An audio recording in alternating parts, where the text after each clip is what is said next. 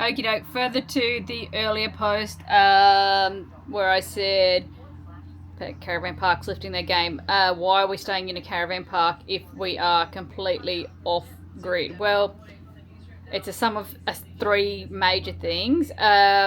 Firstly, we're in the first week of travelling in this truck, so we are, potential teething problems, and you don't want to be caught in the middle of nowhere when those teething problems happen. And we are on the east coast at the moment, so they're near Port Macquarie. There is not a huge range of free camps available. Tom has just gone back to work, which means it's just me and the dog. And in these early stages of this truck, I don't want to be responsible for knocks on the door in the middle of the night by myself, and just a little bit of security. It's just me and a dog, so I like the extra thought of security, although that's not always a given.